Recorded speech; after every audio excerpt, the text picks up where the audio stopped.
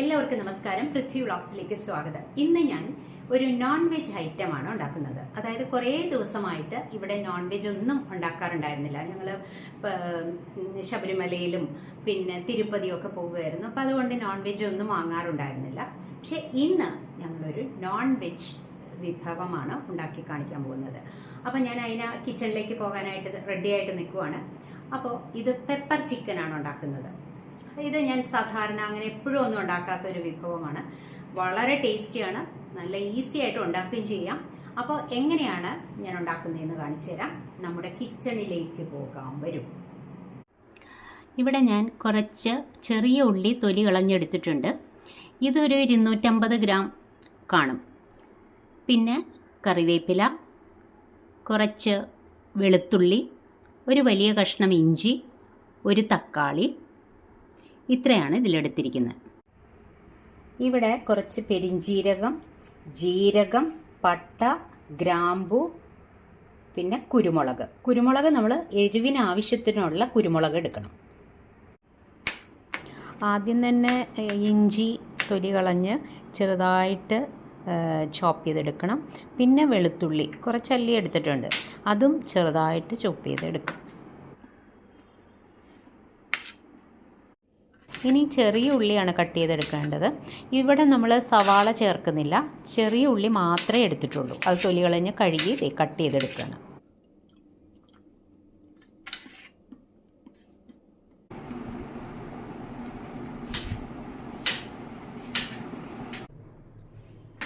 Chicken വെള്ളത്തിലിട്ട് വെച്ചേക്കാണ്. ഇനി ഇത് നല്ലതുപോലെ കഴുകിയെടുക്കണം. ഇവിടെ ഞാൻ 500 ഗ്രാം ചിക്കൻ ഒരുവിധം വലിയ കഷ്ണങ്ങളായിട്ടാണ് എടുത്തിരിക്കുന്നത്. അത് നല്ലതുപോലെ കഴുകി എടുത്തിട്ടുണ്ട്. ഞാനിവിടെ ഒരു പാൻ അടുപ്പത്ത് വെച്ചിട്ടുണ്ട്. നോൺ സ്റ്റിക്ക് പാനാണ് ഇത്. സ്റ്റൗ ഓൺ ചെയ്ത് കൊടുത്തിട്ടുണ്ട്. ഇനിയും ഇതിൽ വെള്ളമൊക്കെ ഒന്ന് വറ്റിക്കഴിയുമ്പോൾ എണ്ണ ഒഴിച്ചു കൊടുക്കാം. ഇനിയും നമ്മൾ ഇതിലേക്ക് കുറച്ച് എണ്ണ ഒഴിച്ചു കൊടുക്കാം. എണ്ണ ഒന്ന് ചൂടായി വരട്ടെ. ഇതിലേക്ക് 2 വറ്റൽ മുളക് ഇട്ട് കൊടുക്കുകയാണ്.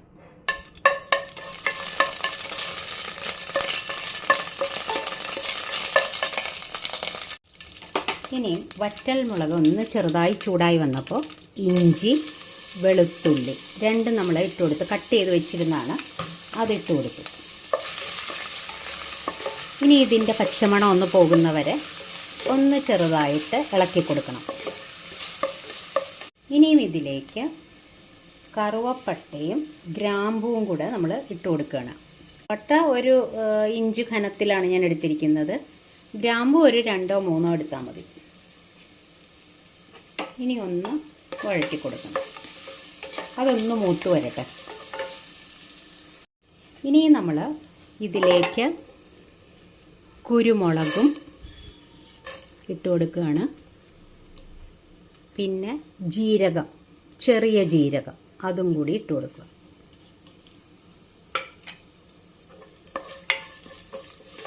ഇനി നല്ലതുപോലെ ഒന്ന് വഴറ്റി എടുക്കണം. സമയത്ത് നമ്മൾ ലോ ഫ്ലെയിമിൽ വെച്ചാൽ മതി. ഹൈ ഫ്ലെയിമിൽ വെച്ചാൽ ഈ മസാലയൊക്കെ കരിഞ്ഞു പോകാനുള്ള സാധ്യതയുണ്ട്. പിന്നെ ഇടയ്ക്ക് ഇളക്കി കൊടുത്തോണ്ടും ഇരിക്കണം. ഇനി ഇത് ഒരുവിധം മൂത്ത് വന്നിട്ടുണ്ട്.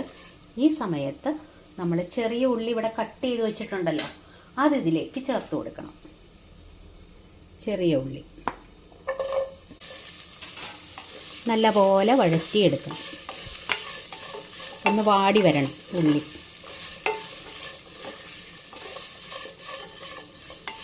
ഇപ്പോഴും ലോ ഫ്ലെയിമിൽ തന്നെ വെച്ചാൽ മതി, അല്ലെങ്കിൽ ഫ്ലെയിം കൂട്ടി വെച്ചാൽ പെട്ടെന്ന് കരിഞ്ഞു പോകും. ഇപ്പോൾ അല്പം ഉപ്പ് കൂടി ചേർത്ത് കൊടുത്തിട്ടുണ്ട്. പെട്ടെന്നൊന്ന് വഴണ്ട് വരാനായിട്ടാണ്. ലോ ഫ്ലെയിമിൽ തന്നെ വെച്ചാൽ മതി. ഇതൊന്നൊരു ഗോൾഡൻ ബ്രൗൺ കളറാവുമ്പോൾ നമുക്ക് സ്റ്റൗ ഓഫ് ചെയ്ത് വെക്കാം.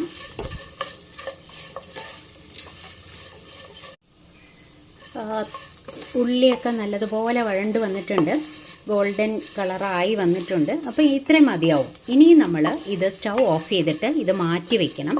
എന്നിട്ട് നല്ലതുപോലെ ചൂടാറി കഴിയുമ്പോൾ നമുക്ക് മിക്സിയിലിട്ടൊന്ന് നല്ലപോലെ അരച്ചെടുക്കണം.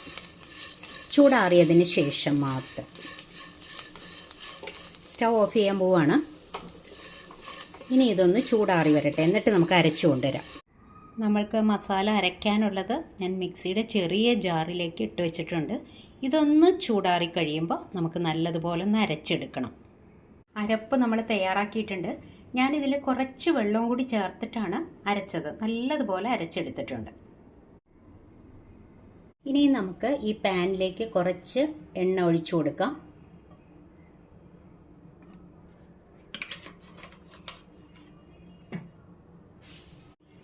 എണ്ണ ഒന്ന് ചൂടായി വരട്ടെ.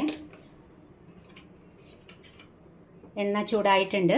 ഇതിലേക്ക് നമ്മൾ എടുത്തു വച്ചിരിക്കുന്ന പെരിഞ്ജീരകം, വലിയ ജീരകം, അതിട്ട് കൊടുത്തു. ഒന്നിളക്കി കൊടുത്തു.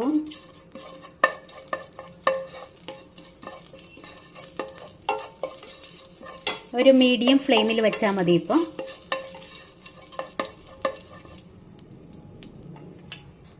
ഇനി നമുക്ക് എടുത്തു വച്ചിരിക്കുന്ന കറിവേപ്പില ഇട്ട് കൊടുക്കാം.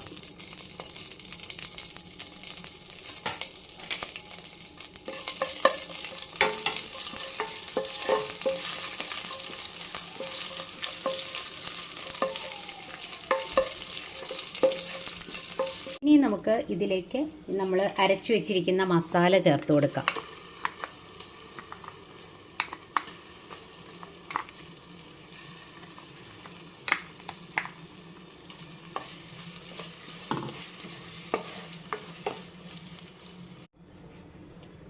മസാല ചേർത്തു നല്ലതുപോലെ ഇളക്കി കൊടുക്കുന്നുണ്ട്.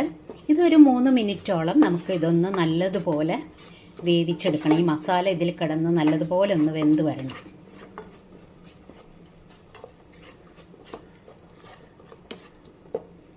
ഞാൻ ആ മിക്സിയുടെ ജാറ് കഴുകിയ വെള്ളം കൂടി ഇതിലേക്ക് അങ്ങ് ഒഴിക്കുന്നുണ്ട്.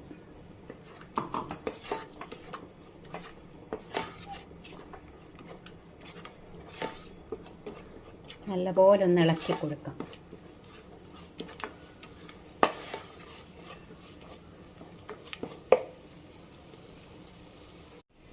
ഇപ്പം ഏകദേശം മസാല ഒന്ന് മൂത്ത് കിട്ടിയിട്ടുണ്ട്. ഇനി നമുക്ക് ഇതിലേക്ക് മഞ്ഞൾപ്പൊടി ചേർക്കണം. മഞ്ഞൾപ്പൊടി ഞാനിവിടെ ഒരു 1/2 ടീസ്പൂൺ ചേർക്കുന്നുണ്ട്. പിന്നെ നമ്മളിവിടെ കട്ട് ചെയ്ത് വെച്ചിട്ടുണ്ട് തക്കാളി, അതിട്ട് കൊടുക്കാം.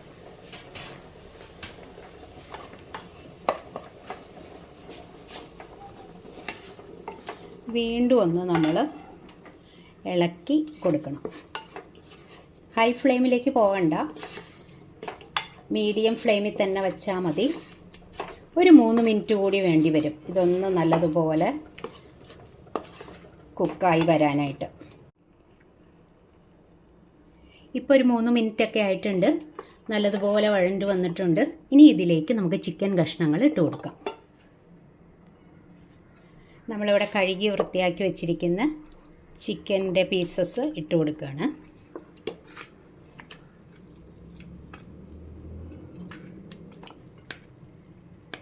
ഇതിൽ നമ്മൾ വേറെ വെള്ളമൊന്നും ആഡ് ചെയ്യുന്നില്ല. ഈ ചിക്കനിൽ തന്നെ വെള്ളം ഉണ്ടല്ലോ, അപ്പോൾ അത് ഒരുവിധം ഈ ചൂടേറ്റ് നല്ല അതിൽ നിന്നുള്ള വെള്ളം വന്നിട്ട് അങ്ങനെ വെന്ത് വരണം. അതിൽ നിന്നുള്ള വെള്ളം ഇറങ്ങി അങ്ങനെ അതിൽ കിടന്ന് വെന്തോളും. ഇനി നല്ലതുപോലെ ഇളക്കി കൊടുക്കണം. ഇനി നമ്മൾ ഉപ്പ് അല്പമേ ഇട്ടിട്ടുണ്ടായിരുന്നുള്ളൂ. ആവശ്യത്തിനുള്ള ഉപ്പും കൂടി ഇട്ട് കൊടുക്കണം. പിന്നെ നോക്കിയിട്ട് വേണമെങ്കിൽ അപ്പോൾ ചേർത്ത് കൊടുത്താൽ മതി.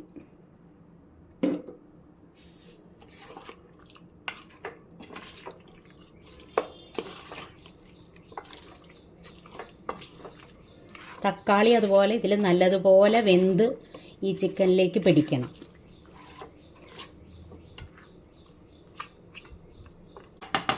ഇനി ഒന്ന് അടച്ചു വയ്ക്കാം. ഒന്ന് അടച്ചു കൊടുക്കാം. നമ്മുടെ ചിക്കൻ കറി എവിടത്തോളം ആയി എന്ന് നോക്കാം.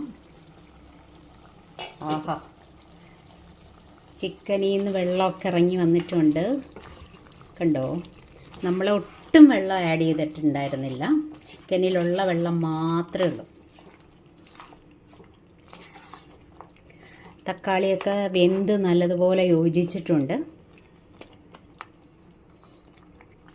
കണ്ടില്ലേ, ഇടയ്ക്ക് നമ്മളൊന്ന് ഇളക്കി കൊടുത്താൽ മതി. ഇനി അടച്ചു വയ്ക്കാം. കുറച്ച് സമയം കൂടി കഴിയുമ്പോൾ നമുക്ക് ഓഫ് ചെയ്യാം.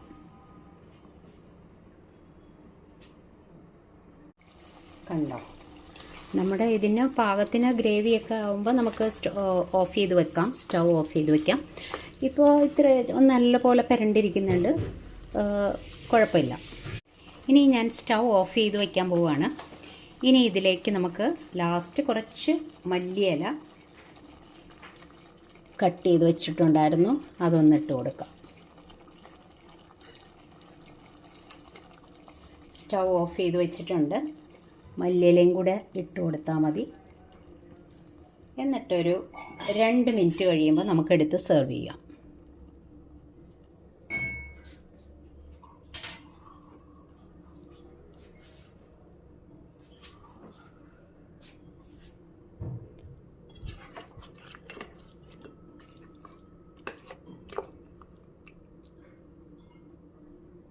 നമ്മുടെ പെപ്പർ ചിക്കൻ ഇവിടെ റെഡി ആയിട്ടുണ്ട്. കണ്ടില്ലേ? 2 മിനിറ്റ് ഇരുന്നോട്ടെ, എന്നിട്ട് നമുക്കെടുത്ത് സെർവ് ചെയ്യാം.